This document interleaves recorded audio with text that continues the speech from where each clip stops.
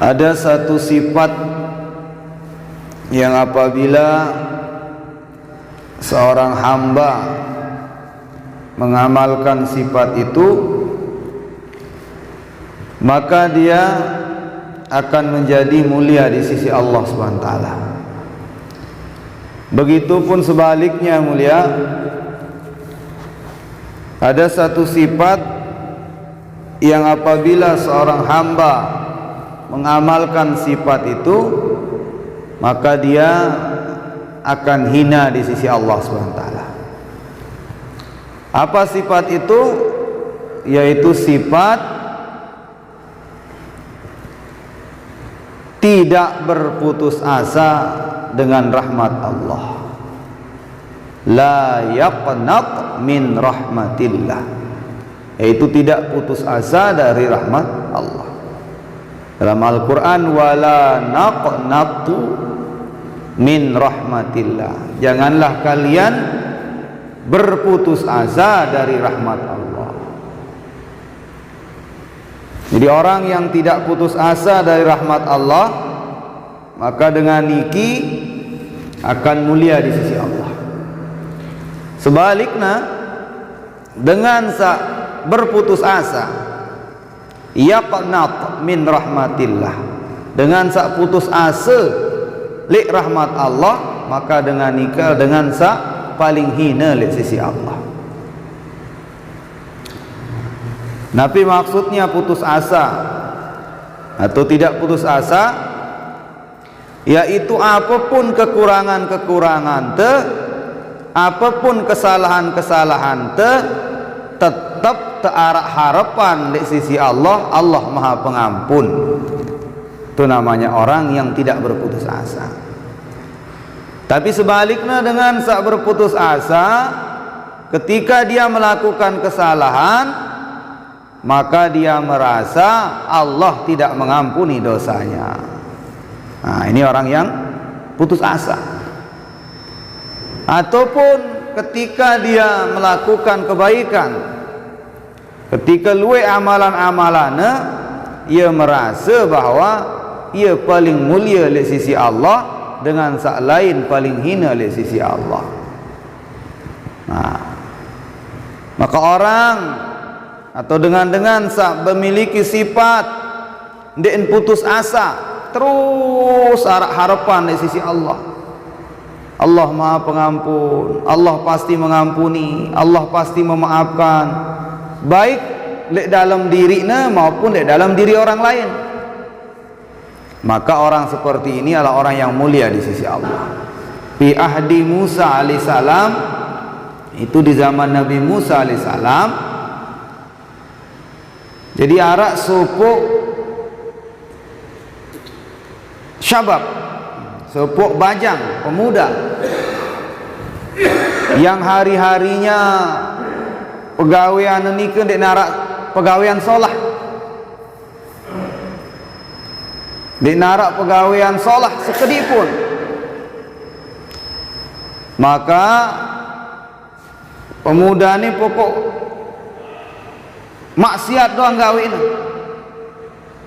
pegawaian lengi doang sing gawe, dia narak kebaikan oleh pandangan masyarakat. Sehingga ketika dengan nikah bajang nikah mati, dia narak dengan rumuk jenazah, bahkan jenazahnya dia diseret toro sentang pun teteteh jok tong sampah, teteteh jok sampah. Jenazah niki mayit ni dek narak mele rumuk. Saking bejatnya, saking luwek kesalahannya dengan itu. Kemudian Allah berfirman tipa Nabi Musa, ya Musa, wahai Musa nabiku, Nabi Allah, Nabi Musa, coba lalu jok supuk gubok, lek gubok ni ke manik Allah, arak walingku, ada kekasihku yang disia-siakan oleh orang-orang, dia dibuang, tidak mau diurus jenazahnya, dia itu adalah kekasihku. Kau datang ke sana lalu kau tanya kepada masyarakat kemana dia membuang jenazah waliku itu, ambilin teteh kekasihku itu, kata Allah. Allah Maha tahu, tetapi maksudnya bahasa ulama adik insya tahu kisah sebenarnya isi Nabi Musa alaihissalam. Lalu Nabi Musa bergegas lalu jok tipak desa sak maksudnya si Allah SWT ni ke sampai le kampung ni ke atau desa ni ke berketuan tetuarak dengan mati lete, kemudian jenazah dinarak dengan mele urus. Oh tentu mbeye oh len teteh dinarak dengan rumuk angkat ia kembik, kata Nabi Musa. Jadi apa yang terjadi rumuk binatang no dia nak manusia. Manusia bejat dikembik pokok aneh dia narak kebagusan penginamane ke menulek nginam ngoran lek gubuk peninane ke dia narak tidak ada wanita yang selamat darinya, dia narak dengan nina sak selamat wah dedara bebelu bahkan seninan dengan bisina goda ora. Kemudian pencuri pemaling manok dengan dek nini berjari bis ina bait tetaletan dengan bis ina bau. Kemudian bikin onar ribut dek noh ini patoh gubok dek ni oko ora pegawaian dengan nika. Maka ketika dia mati dia narak dengan rumuk jenazah yang pun teteh angkat masyarakat. Apa kata Nabi Musa? Entah angkat ambil tahu ni, tunjukkan saya di mana jenazah itu dibuang. Lalu rame-rame dengan masyarakat lalu badak Nabi Musa, ternyata itu teteh lek sampah ni ke dibuang. Maka sedih menangis Nabi Musa melihat jenazah ni ke mayit ni ke, tetapi juga ada rasa heran,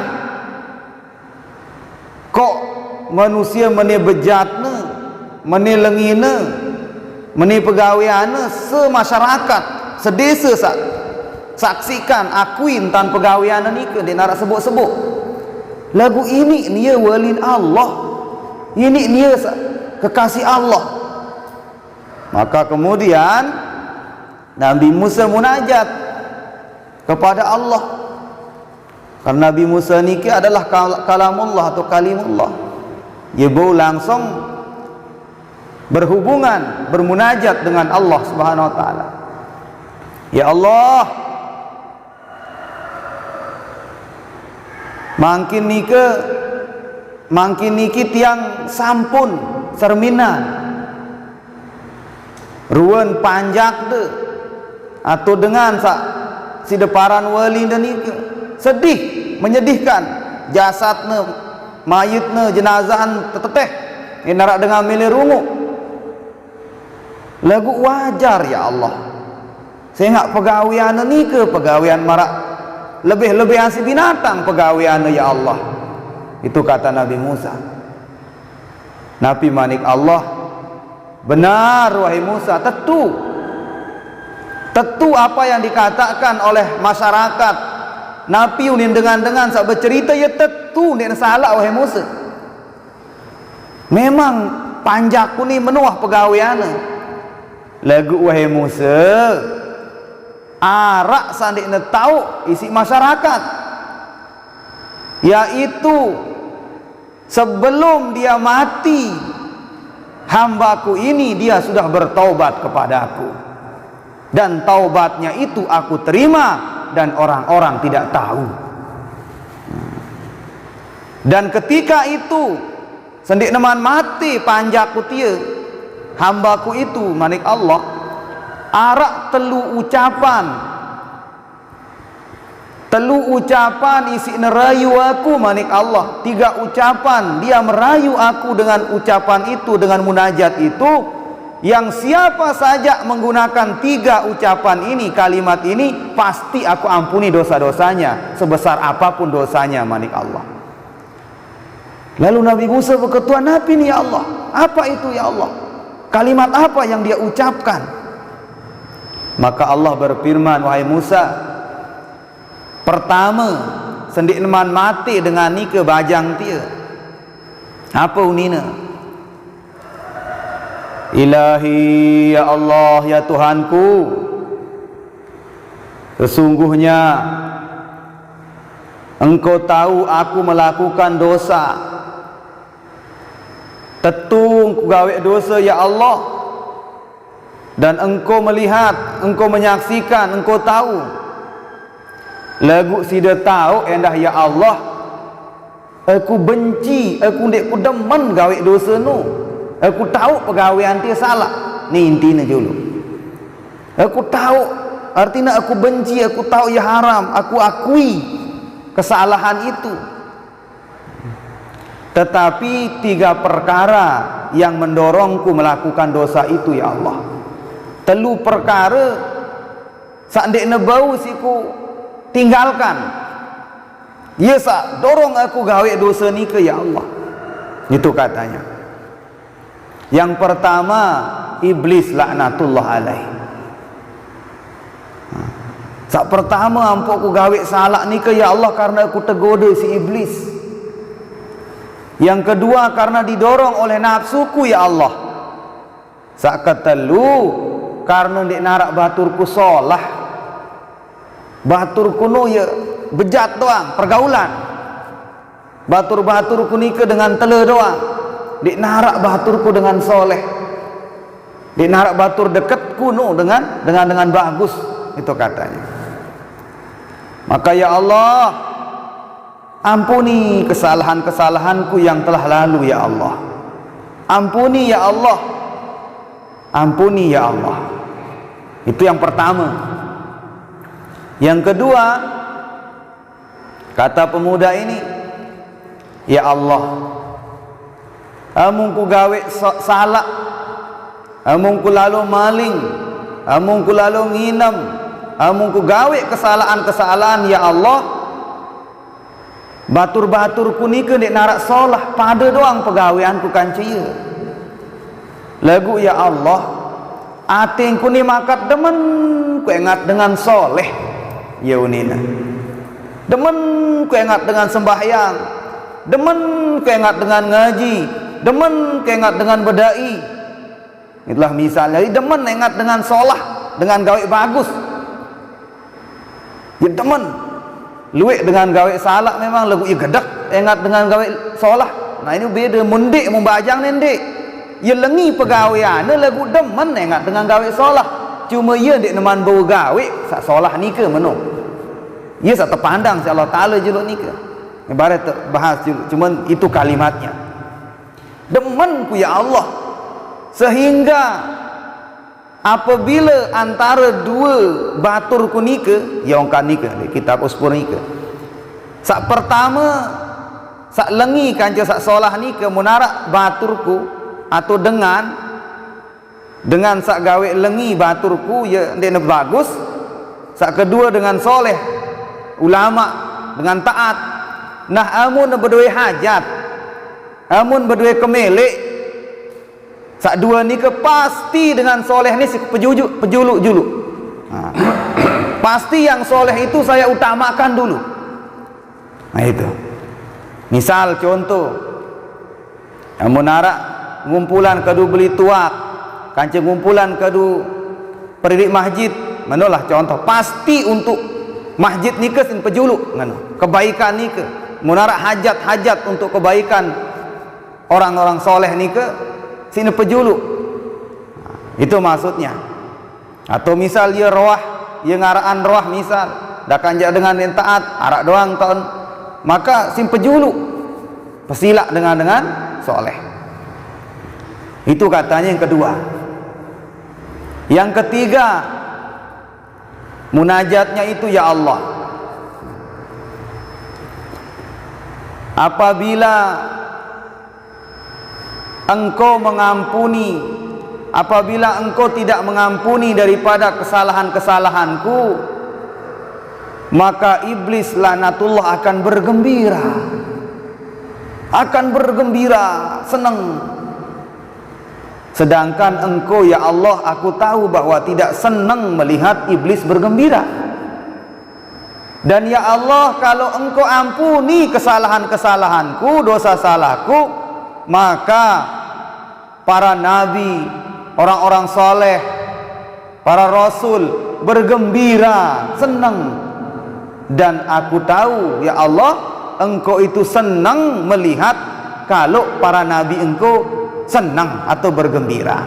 Oleh karena itu ya Allah, ampunilah kesalahanku, ampunilah dosa salahku ya Allah, maafkan aku ya Allah, maafkan aku ya Allah. Nah, tiga kalimatnya sebelum dia mati, itu yang menjadikan sebab dia itu menjadi waliku manik Allah Ta'ala kepada Nabi Musa. Maka wahai Musa, uruslah jenazahnya, mandikan dia, kafani dia, solati dia, urus jenazahnya. Dan siapa yang mengurus jenazah kekasihku ini, maka aku akan maafkan kesalahan-kesalahan. Ini Masya Allah. Nikah Allah SWT, tepatnya nikah di bab atau hadis kedua dalam kitab nikah, bab kedua dalam kitab Uspuriyah nikah, sebagai jazbah, semangat agar kita tidak berputus asa dari rahmat Allah. Jadi hadirin mulia, yang pertama munajatnya itu, kenapa sehingga Allah mengatakan siapa saja yang menggunakan 3 kalimat munajat tadi itu, maka dia pasti diampuni oleh Allah SWT. Jadi ini ilmu hati hadirin mulia, perasaan dalam hati. Saat pertama nikah hadirin mulia, karena dia meyakini bahwa perbuatan itu salah. Lagu cuma hidayah di manara, itu bedanya. Pada marak bahasa Imam Syafi'i, sai sembahyang, sai ndek sembahyang. Lagu ndek sembahyang ni karena ia yakin sembahyang ni ke ndek perintah Allah. Misal makam ndek sembahyang maghrib, atau ndek wajib, maka dengan ni ke ia kafir. Ia kafir dengan ni ke ndek napa berdosa malik. Kafir seseorang kalau tidak melakukan amalan lalu meyakini amalan itu tidak wajib. Maka dia puasa, bulan puasa dan wajib kita puasa, kafir, dia wajib ulang syahadat. Tetapi bahasa Imam Syafi'i, kalau orang tidak sholat karena malas, dengan dia puasa karena malas, lagu ia yakin pegawaian ini kesalah, berdosa, lagu dia kafir, tetap berdosa, lagu dia jatuh kafir. Ini masalah akidah, keyakinan. Nah itulah maksudnya tadi, ia yakin pegawaian sak gawe niki salah, iblis sak goda ia, nafsu sak dorong ia, gawean salah ni ke baturna luwe batur-batur sandik narak bagus doang baturna pergaulana. Maka ia sak terpandang si Allah, orang yang melakukan dosa dan dia yakini itu dosa, cuman dia tetap berharap be jaga jelon tu hidayah, kan luwe meno. Nah di kedua, luwek dengan gawe salah lagu bangga, menganggap kan ni ini dia pada se putih ledang kan jetua pada nah ini tak boleh. Anggap itu dosa, anggap itu salah, lagu hidayah di manara, itu lebih baik. Itu yang dipandang oleh Allah. Enggak hadik, enggak semeton, enggak kakak, si dewa gawe salah julu, tiang dek teman deh jaga hidayah jemaah, itu lebih cepat orang seperti itu dapat hidayah, karena dipandang oleh Allah hatinya merasa bahwa suatu saat pasti dia akan mendapat hidayah. Harapannya kepada Allah tidak putus asa dari rahmat Allah. Dah kak nyantar pegawaian lu tetap narak harapan be jaga hidayah, be jaga jelongku mau hidayah jemaah, sangat ku jemaah jadi lebih taat kan ce sak lain-lain, itu perasaan. Nah ini Allah Subhanahu wa taala. Kemudian yang kedua tadi itu kecintaan. Kecintaannya kepada kebaikan, cinta, senang li pegawaian sak solah atau dengan soleh, walaupun dik neman bau gawe pegawaian solah no, atau walaupun dik neman bau jari dengan soleh. Ini hati beda. Arak dengan memang kan mau gawe salah sampai dengan gawe solah pun dik nemenan, dengan soleh pun dik nemenan, beda. Lagu arak dengan ya bejat pegawaian lengi memang pegawaian lagu atina demen serius dengan solah. InsyaAllah bebai je untuk berdai je mak demen kengat batur-batur ni sugul, demen kengat batur-batur ramian masjid, arak jari program di masjid, demen kengat semeton jaring puselakaran, jadi demen melihat kebaikan-kebaikan walaupun belum bau gawe kebaikan itu yang dipandang oleh Allah, hati itu. Jadi hati tenuh tak terpandang si Allah ngombe perasaan tenika. Nah saat terakhir itu tadi itu adalah bagaimana keyakinan dia kepada Allah Subhanahu wa taala, bahwa Allah akan senang dengan kebaikan dan orang-orang yang berbuat baik, dan dia yakin tentang Allah itu pasti mengampuni daripada dosa seseorang sebanyak apapun dosanya. Karena dalam hadis qudsi Allah berfirman, wahai hambaku, walaupun dosamu sebanyak buih di lautan dan sebanyak awan, tetapi kalau kau datang kepadaku dengan taubat, meminta ampun kepadaku, maka aku tidak memandang sebanyak apa dosamu, yang aku pandang adalah kesungguhanmu untuk bertaubat kepadaku. Nah, ini Allah Subhanahu wa taala tentang kalau kita ini betul-betul ada perasaan rahmat, tidak berputus asa dalam diri kita ini dengan rahmat Allah Subhanahu wa taala, dengan ampunan Allah, dengan hidayah dari Allah, terus ada rojak, ada rasa harapan kepada Allah bahwa Allah akan memberi kita hidayah, Allah akan mengampuni kesalahan-kesalahan kita. Maka jangan pula kita ini ada rasa berputus asa dari rahmat Allah, atau menjadikan orang berputus asa dari rahmat Allah.